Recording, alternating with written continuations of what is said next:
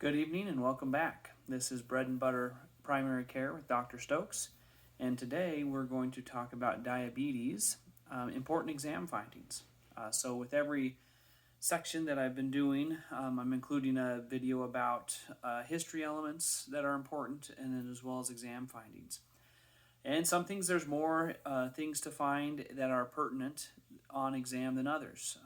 When I say pertinent exam findings, usually what I refer to is exam findings that either help establish a diagnosis to begin with or adjust management, affect the way that you do the care of your patient.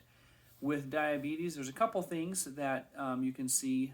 Some of them are more kind of interesting things that you see with diabetes. Some are actually helpful for the diagnosis, and maybe some that might help determine which way you're going to go with treatment, although exam doesn't play into that very much as far as diabetes is concerned. So, important exam in diabetes. So when you think about diabetes, most of the exam findings are consequences of the disease process.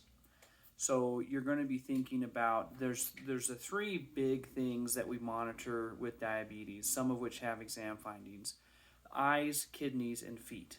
You always want to think that the problem with diabetes is you're damaging the vessels. And so the organs with the tiniest blood vessels get damaged first. And so the very tips of the extremities, the little tiny glomerular cells in the kidneys, and the tiny cells in the eye are some of the first places to get damaged because they have the smallest blood vessels, and so they're the first to feel that lack due to the diabetic pathology. And so with the eyes, this really kind of depends on how much of a dilated eye exam you do.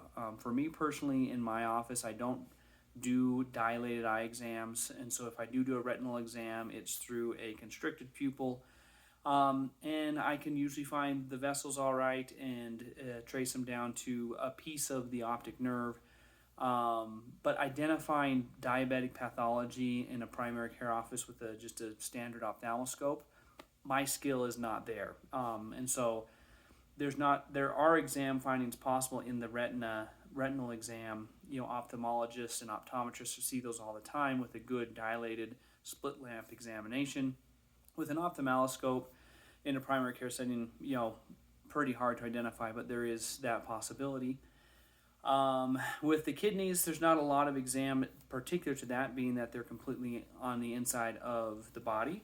But edema is an important exam finding with diabetes. And so if you have the equipment or you're really good at eye exams, then you can find some things in the retina that might indicate severity, how bad it is, and how long it's been going on. And then there's edema in the lower extremities. And so that can happen because of hypertension problems, because of thyroid problems, but uncontrolled diabetes can cause increased edema. So it's another thing that, as far as altering your management, if you have a patient who's diabetic and their edema is getting out of control, that may clue you into the fact that their diabetes may not be that well controlled, and you might want to check and see where it's at. So edema is probably one of the most pertinent exam findings that you have with a diabetic exam. And then the feet. So the feet is a very important place for physical exam in a diabetic patient. Like I said before, the ends of the feet, tips of the toes and things have the little tiny blood vessels.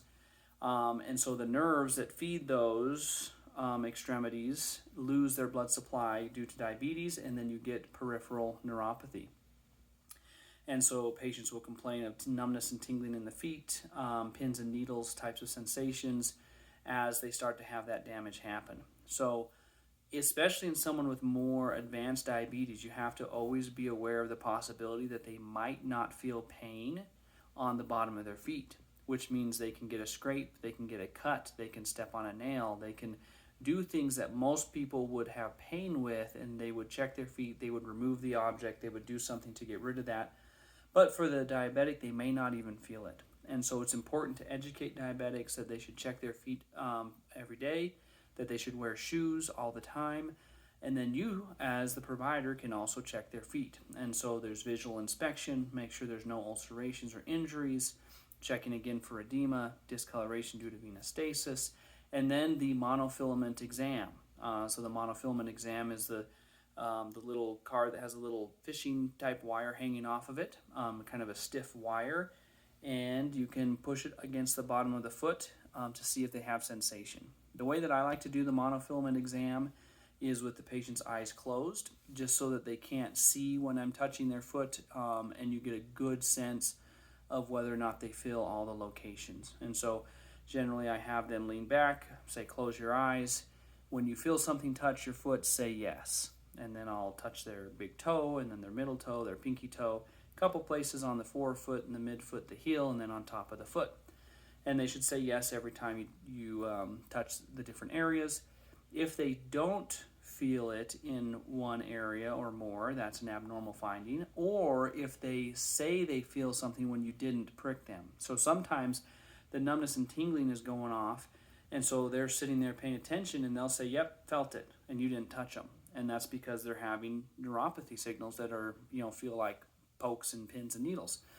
And so you want to make sure that you're checking your patient's feet with diabetes, doing the monofilament exam to be sure that they're not losing sensation, so that if they are, you can be all the more present to the fact that they need to watch their feet and need to make sure they're not getting any ulcerations or problems in that sense. So those are probably the main things. A really famous physical exam finding as far as the skin is concerned is the acanthosis nigricans. And so you get a dark, almost looks like the back of the neck is really dirty. Get like a dark black strip of discoloration. And that's mostly due to the increased insulin. So that's not a type of thing you would see really in a type 1 diabetic. That's usually a type 2 diabetic with a lot of comorbid obesity and things due to hyperandrogenous states that come along with diabetes, excess male hormones, excess insulin, and those things can sometimes cause this dark strip to come across the back of a patient. And so those are things you can look for, see if those are going on, and as far as examine the diabetic patient. So I hope that's helpful. Sorry, my Chihuahua just walked across my camera stand there, so a little wobbly there at the end, but those are the most the pertinent exam findings you might have in diabetics. So just remember to be monitoring the eyes, be monitoring the kidneys, be monitoring the feet as you're doing the exam on diabetic patients to make sure that you're taking good care of them. Thanks. I hope that's helpful, and have a great night.